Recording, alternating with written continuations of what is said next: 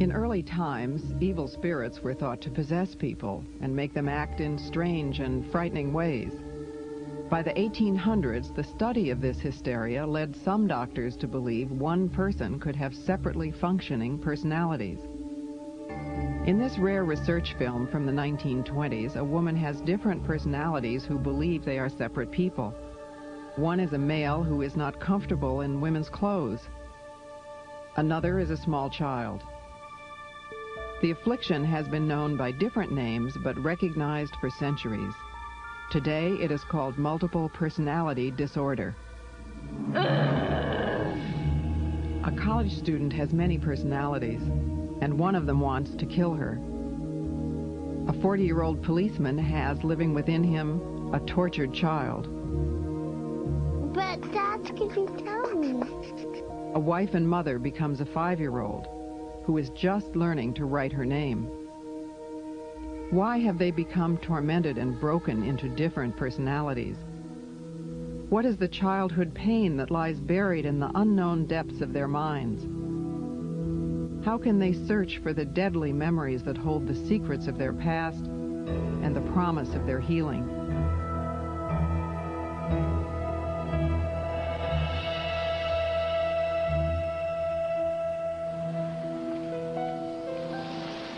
Twice a week, Gretchen walks across town to see her therapist.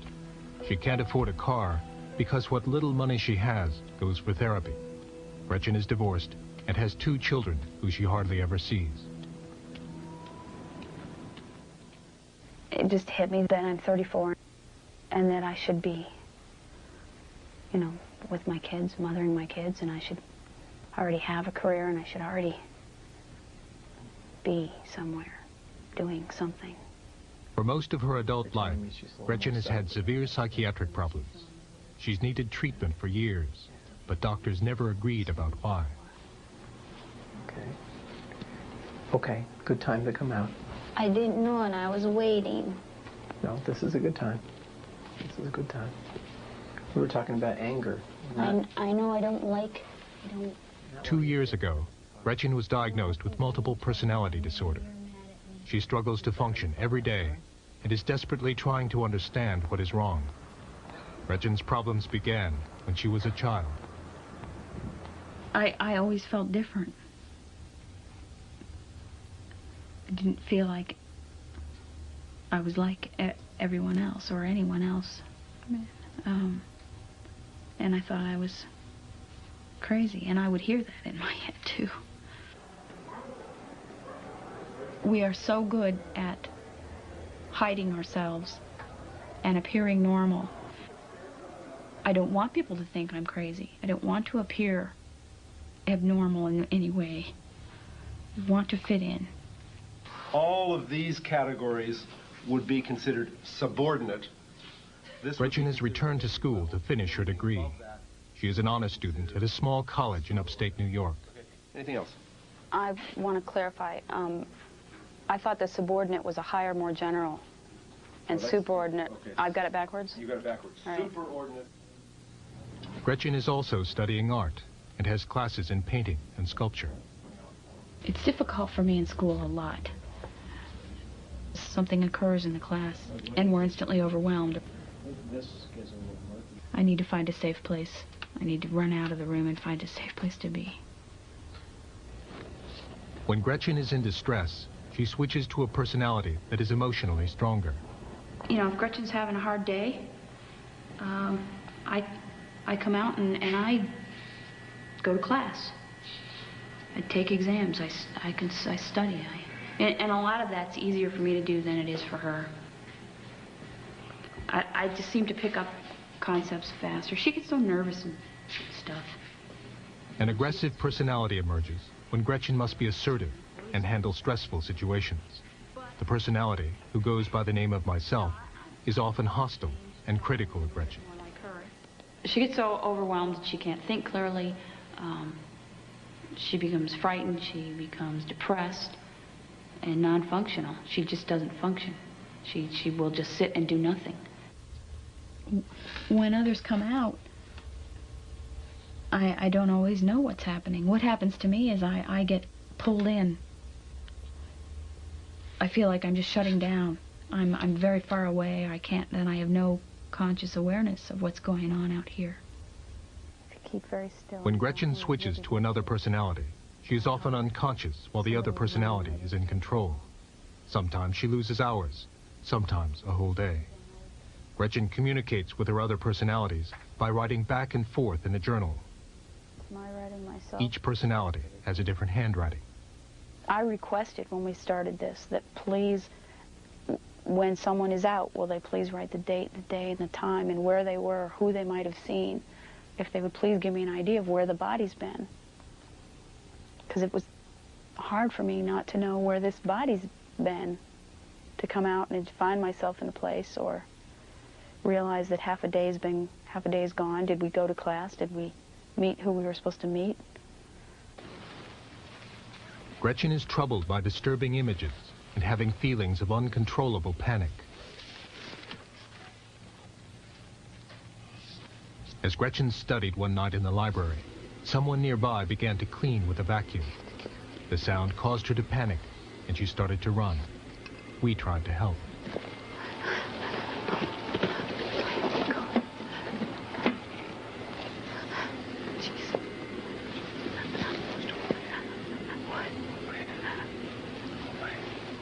Gretchen experiences panic attacks that are triggered by certain sights and sounds.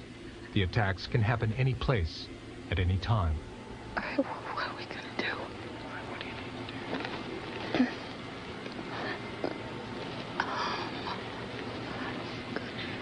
Can I go somewhere safe? Go somewhere safe. Hate, hate, hate, hate, hate.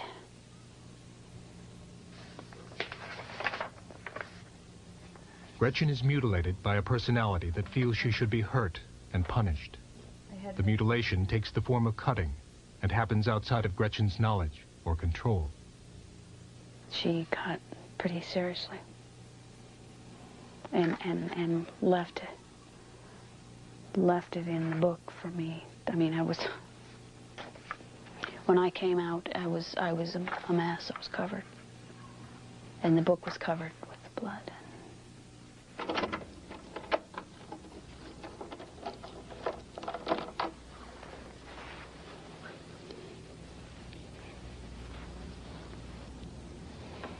One night, Gretchen was working in the art studio at school when a destructive personality took control. She found herself with cuts on her arm and blood on her clothes.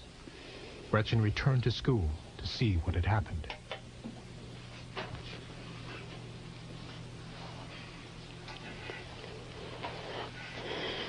What happened here, Gretchen? Oh, we got cut. Last I remember, it was 10:30 or 11 o'clock at night. And I don't remember anymore. I didn't know that we'd been cut till the next afternoon. I need to clean this up. Okay.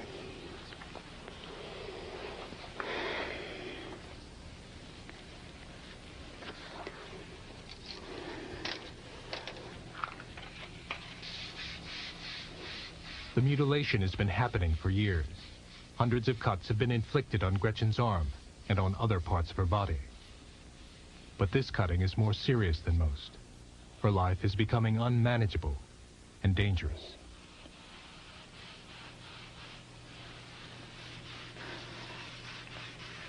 I need to know what happened to me so that I can deal with it and heal from it. I can't heal from something I don't know what it's about. I need to understand it as best I can so that I can go on with my life. Gretchen traveled 2,000 miles to get specialized treatment at a psychiatric hospital in Texas, which has a specialty in treating multiple personality disorder. There's one thing to get a memory. Hospital therapy focuses on recovering repressed memories. Like Gretchen, everyone here is struggling to come to terms with the truth about their past. Being able to accept what you're getting, your memories, may mean that you also have to accept something about someone you don't want to. What's the most painful thing about it? Believing that that really happened To you? to this body.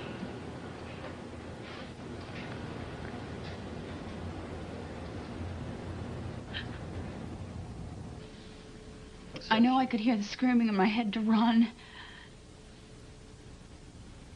But there wasn't anywhere to run. I was in a corner. I think. Except that I can see my body as a child, as it was as a... Gretchen explained her increasingly vivid flashbacks to her therapist at the hospital, who was Kevin Hinckley. You've been asking for a long time. Years. You've been asking inside to get memories, to complete memories, to know what's going on in there. And now it's happening.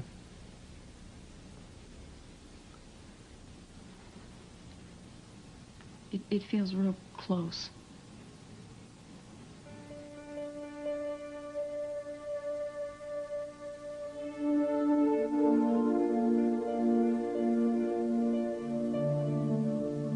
I've come to the point where I pretty much accept that something happened to me and that I was sexually abused.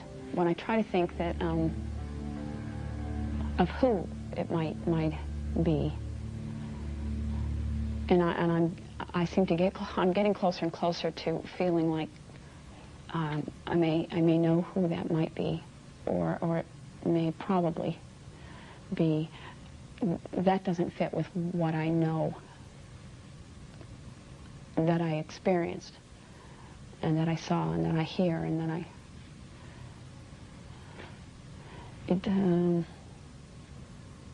everything fits, but it doesn't fit. I had a wonderful life. I have lots of happy memories. I have lots of wonderful things in my childhood. The legs go up to a white shirt. In therapy, personalities began to emerge who had experienced abuse that Gretchen herself didn't remember. Kevin asked questions to try and piece together what had happened. Is there a beard on the chin? No. No beard? A personality who was a frightened child remembers the approach of someone who hurt her. If I get real small, if I get real small, nobody. The memories can see me became if I get increasingly real vivid small. and were experienced as if the abuse were actually happening. Past and present were indistinguishable. We're still in Texas. It's 1992. You're safe. But I know this is a real scary memory. What are you seeing?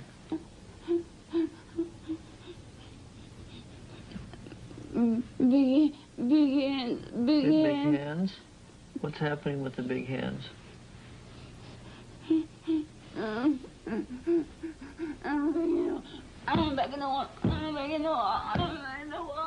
When the experience was too much to bear, the child personality tried to escape into the wall. Big hands. Big hands. When alter personalities have memories and relive abuse, Gretchen herself gets closer to remembering what happened to her.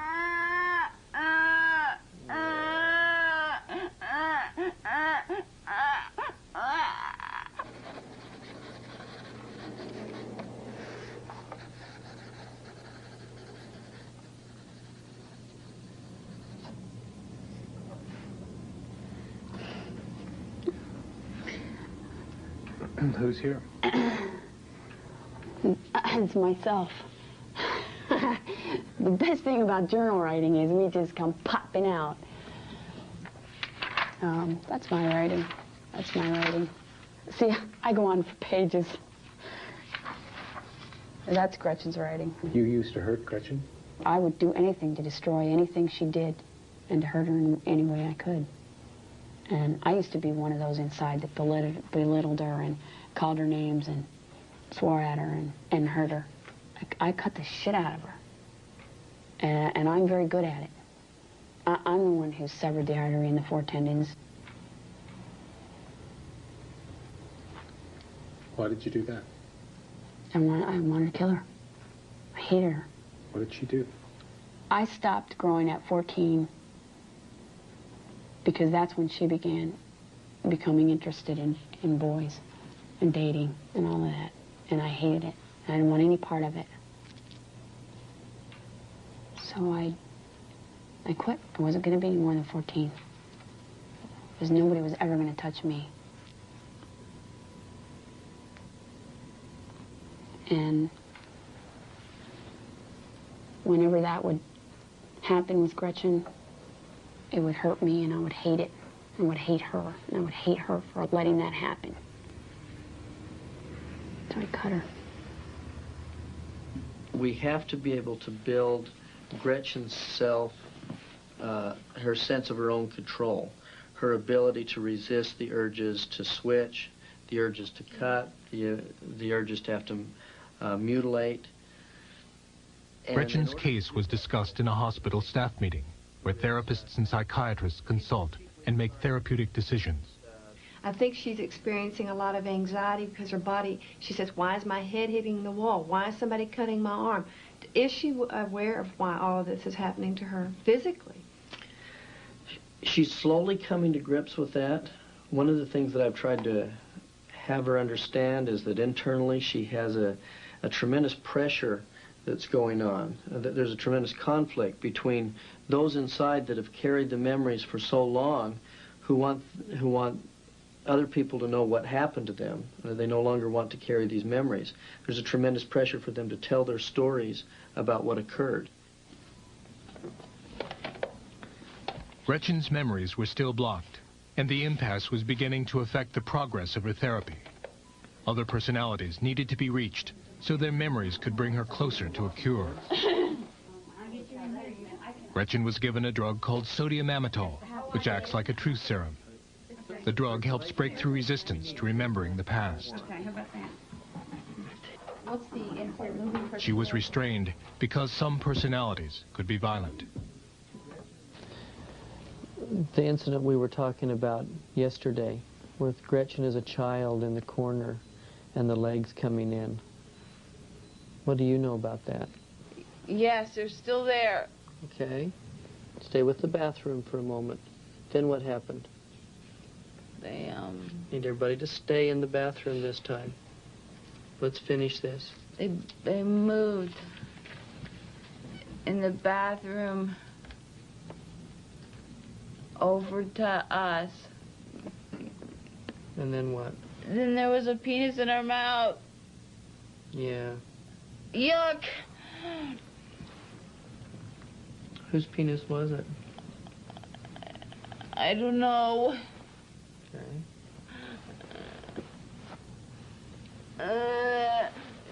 Yeah, what do you see? My jaw hurts, my mouth hurts, I can't breathe, I can't breathe, I can't breathe. Memories began to surface about oral and vaginal abuse that had occurred in a bathroom. So far, these were the most specific and detailed memories to come out. But then, another personality named Enigma appeared. A dangerous personality at the core of Gretchen's self-destruction. Enigma, what happens to you if the puzzle gets solved? Huh? Are you punished in some way? I'll kill her before you kill her! I'll kill her before you kill her! Guess what? The good news is I'm not going to kill her. There's no punishment. I'm not going to hurt her. And I have no intentions of killing her. We're going to keep her safe. And that's where I need your help. She belongs in the bed. No, she doesn't. No, that's what the abuser said. And it was not true.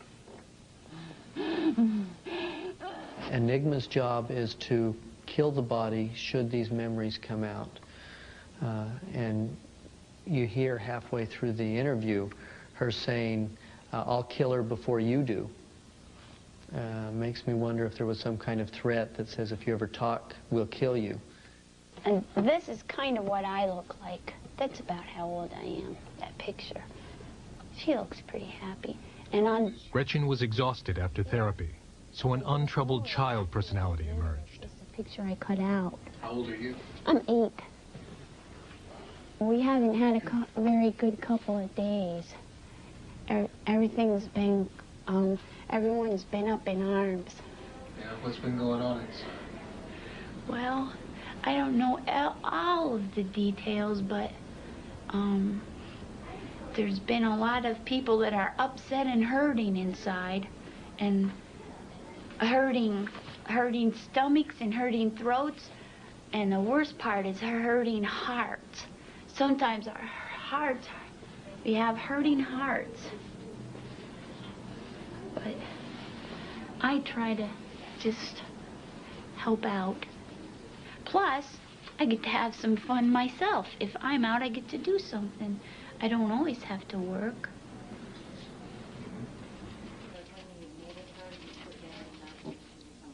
Gretchen was unaware of the memories that had been revealed in therapy. The next step was for her to learn about the abuse that had always been too painful to remember. She doesn't understand that it was small. Do you understand that? Killing. I still think enigmas. As we walk through this, What of the others? pay attention to this, but also be aware of what's going on inside you, okay? Oh, man. Don't ask too much of me, Kevin. What of the others that also hurt? One that Gretchen doesn't understand is why the body wasn't able to fight more back then. In the bathroom,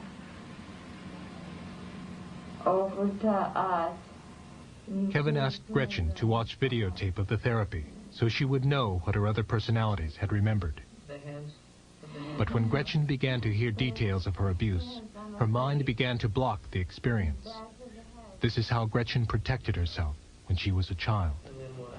Then there was a penis in her mouth. Yeah. Oh. Stay in the bathroom.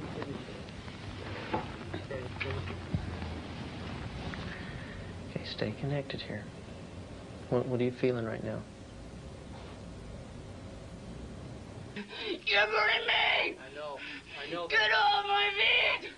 Get off my feet! Minutes later, confronted with the abuse, the violent personality of Enigma emerged in a rage. Do not touch his face! Do not touch his face! Is that what happened during the abuse? It is, isn't it? Go ahead, kill this body, Go ahead, kill this body. We shall always remain! We shall always remain! Enigma! We shall always be Enigma! We shall always be! We shall always be! You're not evil. And you're not a demon. You're not a demon. I don't know what you were taught, but it's not true. Somebody out there to get the door? I had an idea that this might happen. This is a real common reaction when things have been so far repressed down inside and then they see it on videotape for the first time or hear it for the first time. Suddenly it becomes very real and they know that things happen. It makes it, the denial melts away and they're faced with the reality of the trauma and the pain. And it can be a real shock. In an outpatient setting, this may take place over weeks and weeks and months. In a hospital setting, we have the ability to present it to them right away, where the shock is greater, but they get over it more quickly, and then understand what happened to them. What was going on at the time that you disappeared? What was the last thing you remember? I was getting some threats and getting... Later in the day, Gretchen had recovered. Kevin spoke with her and reassured her that she would prevail and succeed in her recovery. I hear you. And part of what we're going to hope to get to is where you get to find out that you don't have to leave and you may be stronger by staying. Because you are more powerful than you think you are. That'd be safe?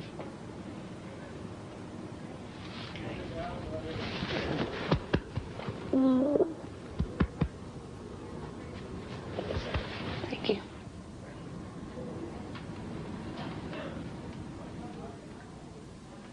I'm fighting for my life. I'm fighting for the survival of this body, and more than just the survival of this body. I don't want to just survive. I have been just surviving for a long time.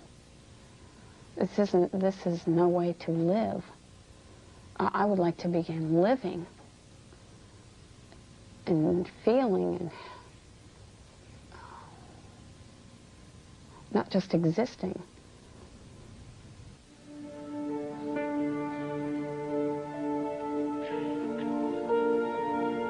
On the recommendation of the faculty and by virtue of the authority vested in me by the trustees of the State University of New York, I hereby confer on you the degree of Bachelor of Arts with all the rights and privileges pertaining thereunto.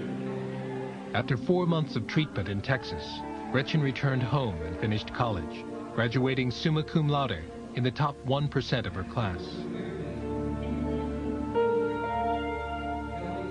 She now feels she knows who her abuser is, and therapy is helping her heal and gain control of her life.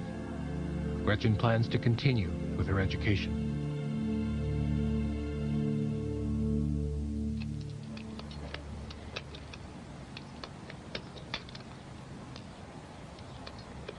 Who does the shooting? I do, Scout does, Doc does. Who are they? There are various alters that I have. John is an expert marksman. He was an Army Ranger and sharpshooter. At target practice, his alter personalities take turns shooting.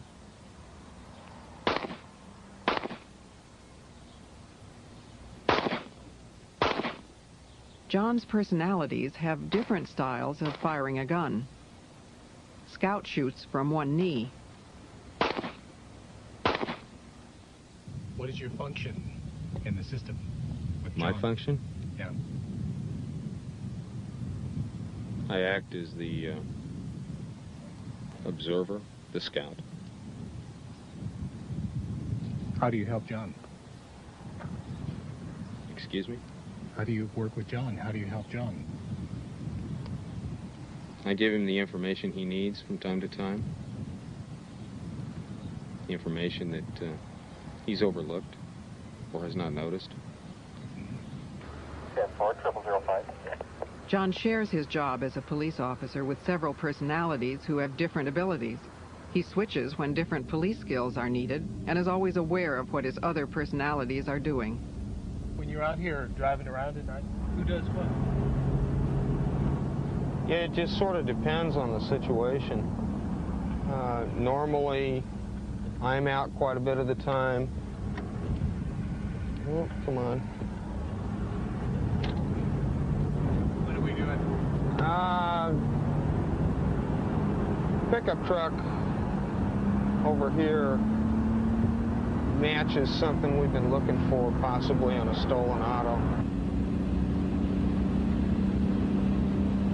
As John began pursuit, he switched to a personality who is good at driving in high-speed chases. He's weaving pretty bad, too.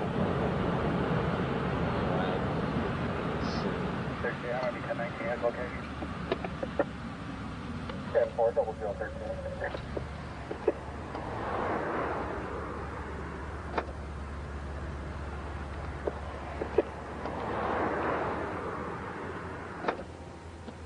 When the stop was made, there was another switch, and John returned to confront the driver of the truck. Warning. You know how fast you were going? You don't have any idea? Does your odometer work on here? Yeah, my gaslight's got burnt.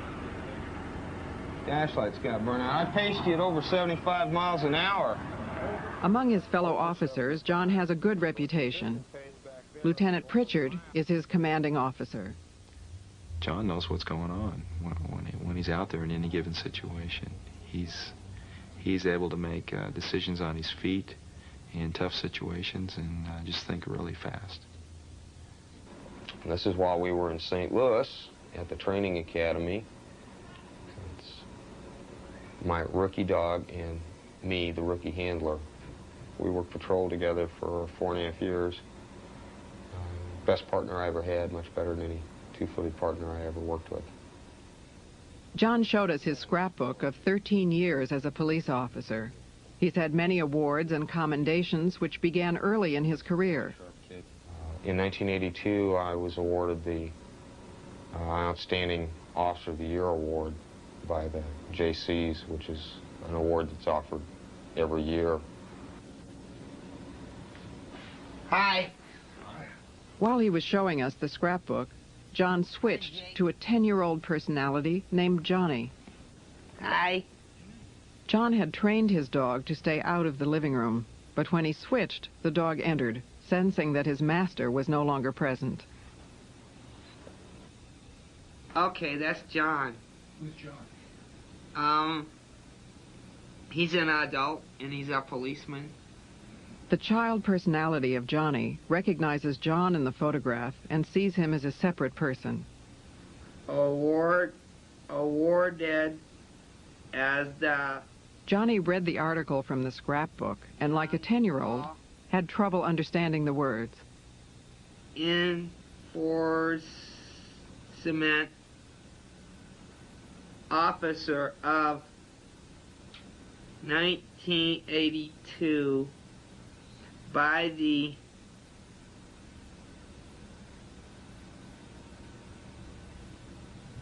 I don't know, Jakeys?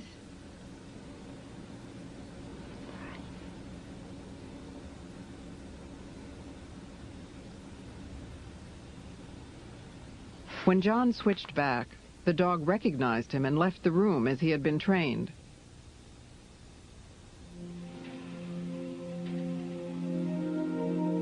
John has been divorced 3 times and now lives alone. He's had problems with depression and unexplainable mood swings, especially controlling his temper. John used to have a drinking problem, but has been sober for years. Did you ever go back after him?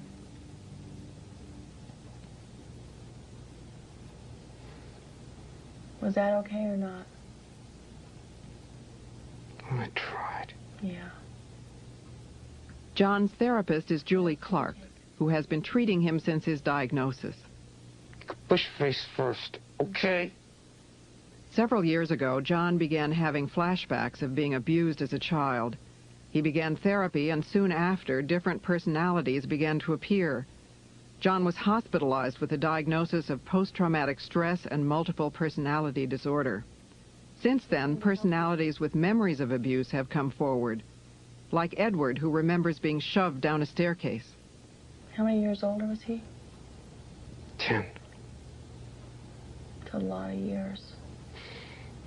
Not anymore. Not anymore, huh? No.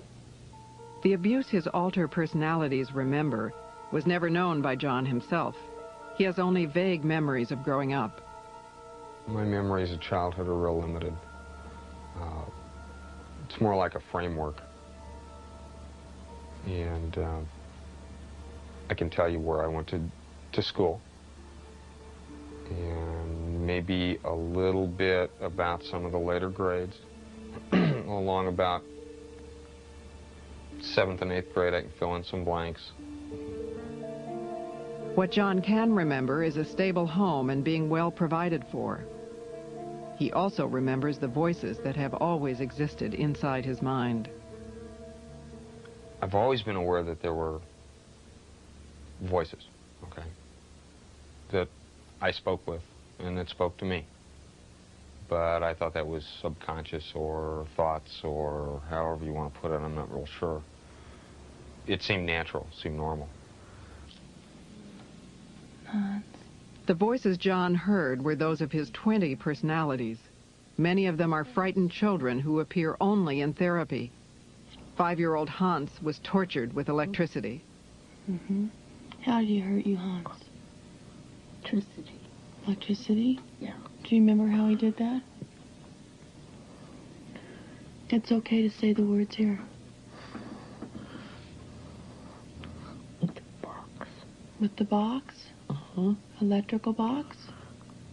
Or another kind of box? What do you do with the box?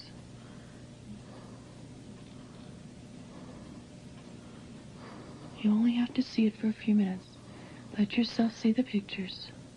I don't like it. I know you don't like it. And you know what? It's not happening today. You're here with me in the office. Hans' cries of pain only encouraged his abusers. Then John would switch to an emotionless personality named Eugene, who did not feel the pain. How was the electricity applied? To the body.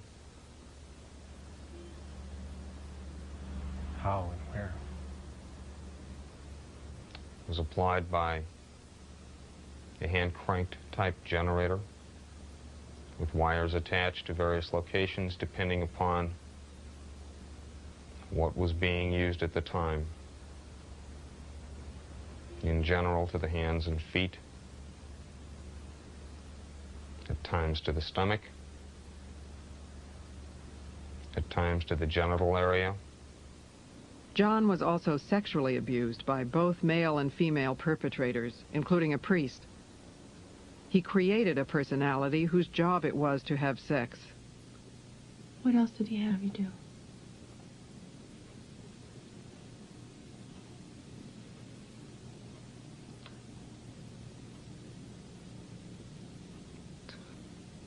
To lick it. To lick it?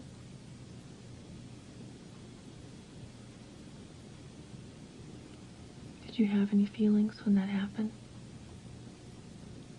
I didn't like it. Okay. It smelled bad. I didn't like that. Okay. And you don't have to do that again either. Oh, over here. Okay. I don't know. I got curious, so I called. I found out right behind that trash can right there outside the door.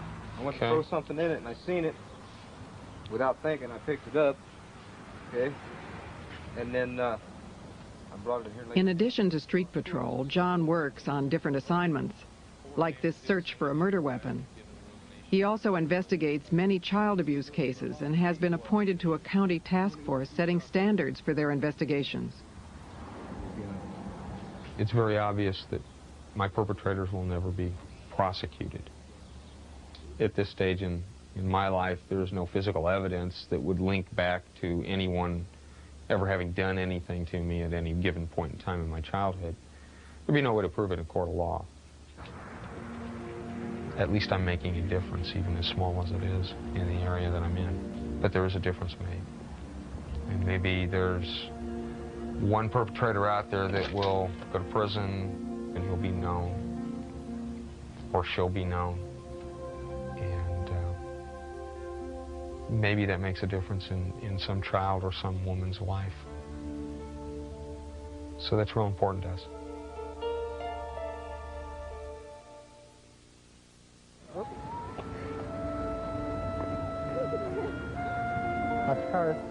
On a Saturday morning in a large northwestern city, Barb and her family are shopping for groceries. Barb and Pat have been married for 9 years and have 3 daughters. Today they're with Hannah, who is 9, and Lori, who is 6. This isn't what you want, huh? Pat is off work on weekends from his warehouse job, and Barb manages their household. I know you like candy, but that's not what we're buying today. Okay, well, you guys get to pick 2 cereals, so you each get to pick one. Stop. Let them up.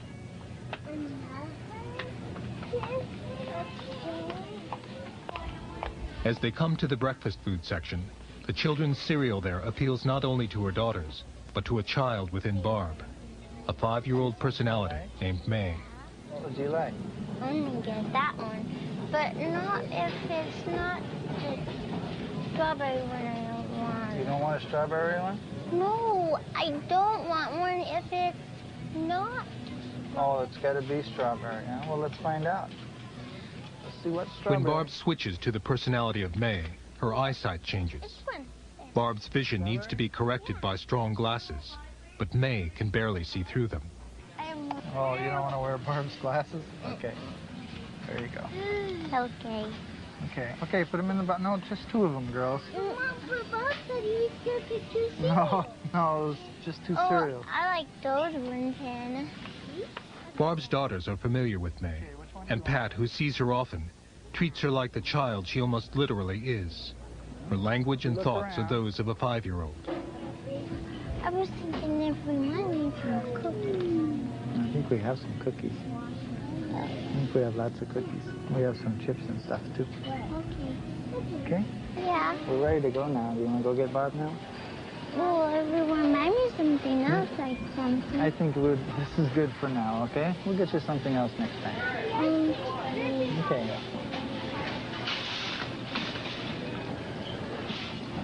Here you go. Shouldn't want to wear them. When Pat and Barb were married, Barb had been in therapy for severe depression, but no one suspected that she had other personalities. Well, we were in bed one night, and she woke me up because she wasn't sleeping. She was sitting in bed, and I sat up, and she asked me who I was. I said, I'm Pat, I'm your husband. And she said, I don't have a husband, I'm only 9 years old. What are you doing in my bed?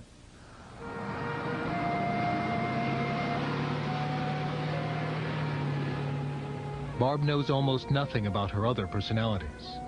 Her mind protects her with amnesia from knowing things that would be traumatic or upsetting. Barb is now 34 and has virtually no memories before the birth of her children. What is your first memory? First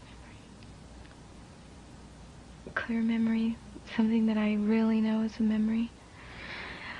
I guess it would be when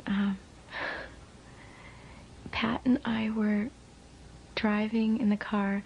We were on our way to a Lamaze class, which he usually slept through. And we were trying to come up for a name for the baby. And all of a sudden he said something about his grandma Hannah. And I said, that's the name. That's the name I want to name the baby. How old were you? 23.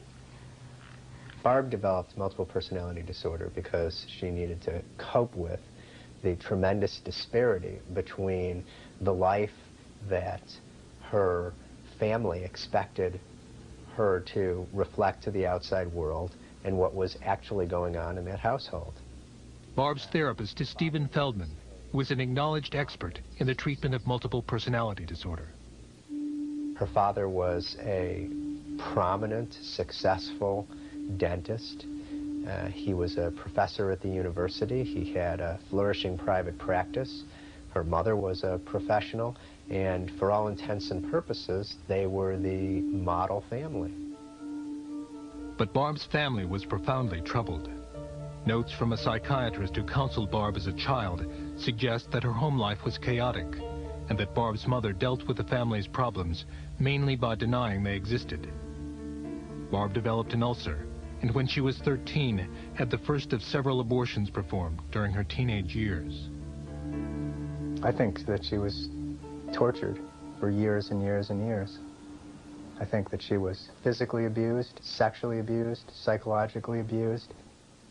Her father was a very sadistic and horrible person. I've got something in my pocket that belongs across my face. I keep it very... Barb's amnesia for her childhood enables her to live free from the burden of her past. But her abuse is not really forgotten. Those memories exist in the minds of her other personalities. Personalities who lead different lives. When an alter personality takes control, Barb may disappear for days at a time. She finds herself far from home, occasionally in other states, and once in Canada. When this happens, Barb experiences a total loss of time.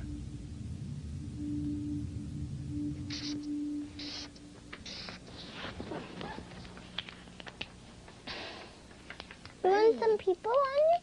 I'm gonna do something funny. I can do it. Wait, I'm not done. Barb's personalities are different ages. Her daughter's games cause Barb to switch to a child personality, who emerges because she is most suited for play. What's on there? Oh. Switching often happens in response to changes in Barb's environment. What's that? Lori's used to her mother's other personalities, but the switches are not so easy for her husband, Pat. Make it have a foot shape on it. Don't do that, May. It's not good to have that in your mouth. Go away. I'm going to go away. Okay. Purple toe. It's hard because here I am still wanting to act toward her like her husband, you know, and I get pushed away, and, you know, that gets real confusing and real hard to do sometimes. You know, I gotta sit back and realize, well, this isn't my wife. I can't do this. I can't just come up behind her and hug her, because there are some alters that don't want to be hugged, you know, don't want to be touched. Oh my gosh, never mind. A-N-K-H. Often, Pat must care for their 3 daughters and manage the house alone. The children have learned to accept their mother's absences, the times when Barb has switched to another personality. You haven't touched your burger yet, Lori. Mm-hmm. Have you? Lori, what'd you do? Some of Barb's personalities don't relate to the family. One of them is a teenage girl named DJ. DJ is different than Barb in her posture, voice, and language, and also smokes, a habit Barb dislikes. DJ also has different thoughts and feelings.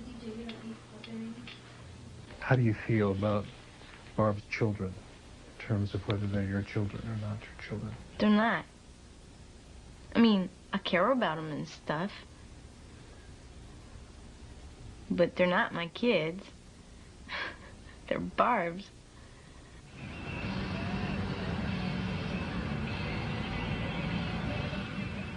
DJ emerges when Barb needs to drive, because driving makes Barb nervous. DJ is emotionally stronger and has memories that Barb doesn't. Memories of abuse. He's a dentist, right? And he'd drill on her teeth, drill on other parts of her body with his dentist drill. Beat the shit out of her, you know, kick her and shit like that. When Barb couldn't run from her father, she escaped into her mind, leaving another personality to experience and contain the worst memories of torture. Like burned up. Burned. Kitty. He burned up a kitty. Was it your kitty? It was my gray one. It was your gray one. The emotional pain that Barb experienced as a child is isolated in the personality of 7-year-old Audrey, who is locked in the past. Now, close your eyes. Now, you know that I'm holding your hand right here in this room, right? And I wasn't there when you all were really little and Roger was there, was I? I wasn't there. So if I'm holding your hand, then you have to be here in my office with me, don't you? Okay. Many of Barb's personalities are involved in therapy, but some are resistant and difficult to deal with. I don't get a fucking thing to say. The last time when you were breaking stuff, you said when you start hearing all those things going on inside, all that chaos going on inside, that it makes you do that stuff to try and quiet everything down. I don't want to talk about nothing. Why? Because I don't.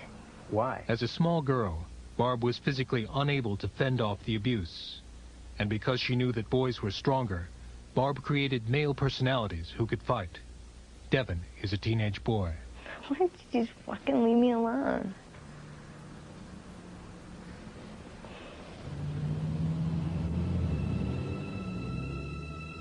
Barb's father was not her only abuser. He frequented the local bars where he made friends that shared his interests. My father would bring people home that were also, you know, open-minded and interested in having sex with a young girl. I think there were a lot of men that were. And he would have me have sex with them. Sometimes he would ask me to tell them that I was a virgin. That seemed to heighten their interest. And he would get paid. Let's see. This is more her style of a tank top. Okay. Okay. Is mine. Barb created a personality which made it easier to tolerate her abuse. A personality with different feelings about her body. And what's your name? Carrie. When Carrie is out, there can be serious problems. She feels no responsibility to the family and has caused difficulties for years. Very different. There's always been money missing. You know, and it's always a couple $100 at a time, or I had $600 disappear once. I mean, the only thing, it was obvious to me that she spent it, but at the time we didn't know she was a multiple, and she had no explanation. I mean, I had to believe her when she said she didn't know, because it was just too obvious from talking to her that she really didn't know what was going on. Apparently, the police have already called Barb and told her that they had gotten reports from like 17 different businesses on return checks, and were concerned. And I still don't know what's going on with that. I haven't talked to anyone myself about it. All right. Unknown to Barb or anyone, Carrie has written $1,500 worth of bad checks, money the family doesn't have. Pat is trying to get a loan from his credit union to pay the debt. You have a headache?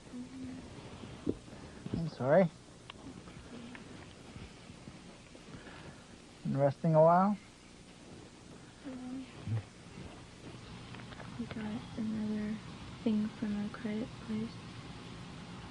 From a collection agency? Yeah. What check was it for? I don't know, I didn't look.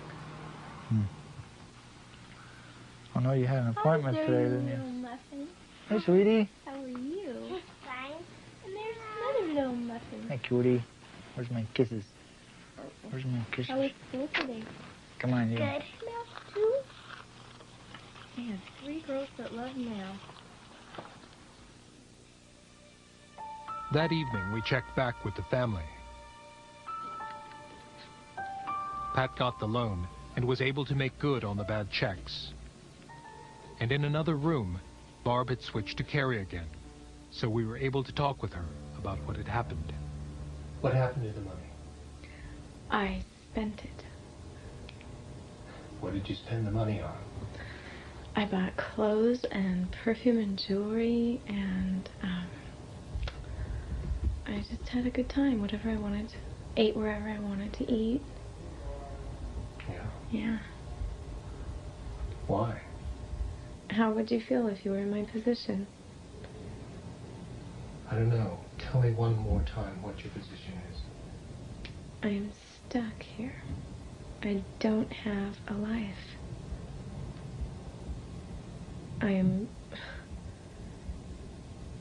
I feel used.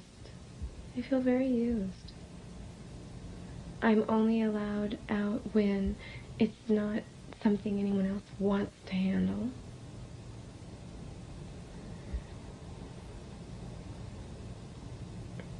It's really not fair.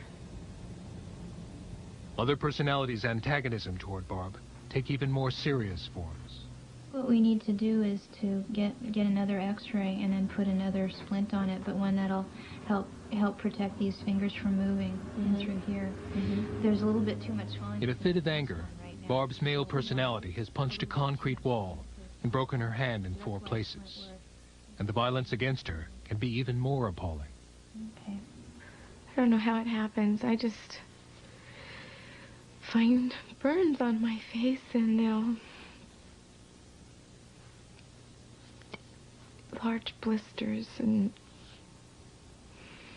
it's so painful, you know. Burns really hurt. Barb's mutilations by other personalities are acts of self-hatred and self-punishment for being abused. Once, after a drug overdose, Barb's car was set on fire from the inside. Later, Barb found herself in intensive care, breathing on a respirator. She had barely escaped with her life.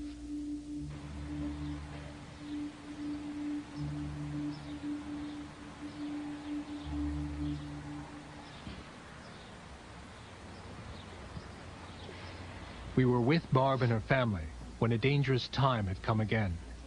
All her personalities were threatening to kill her, So Barb decided to seek protection in a psychiatric hospital. You just move over. You can sit down. You can sit here.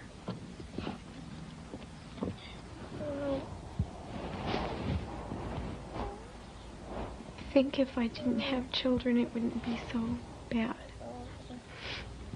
But for their sake, I mean, I don't know what they would, how they would deal with it if anything else happened. I don't know how they've made it as far as they have and come through as well as they have.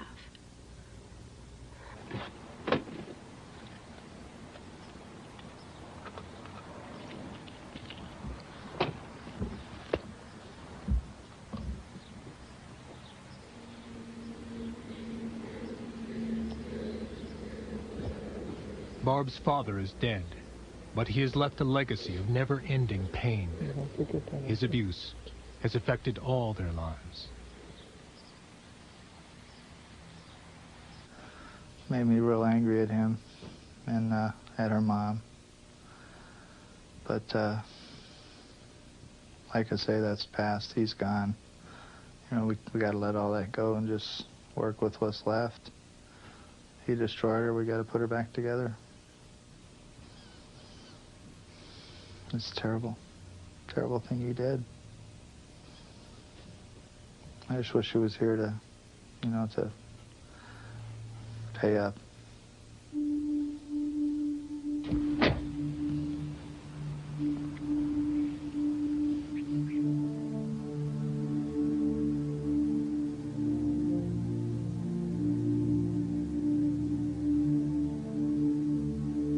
The people who have allowed their stories to be told have acted with enormous courage and concern for children who continue to be abused. Their wish is that from the shattered experience of their lives, the reality and consequences of child abuse will become better known and better prevented. Multiple personality disorder shows the extraordinary capacity of the mind to invent ways of bearing the unbearable. And these people also show us that when allowed to give up its secrets, the human mind can heal itself.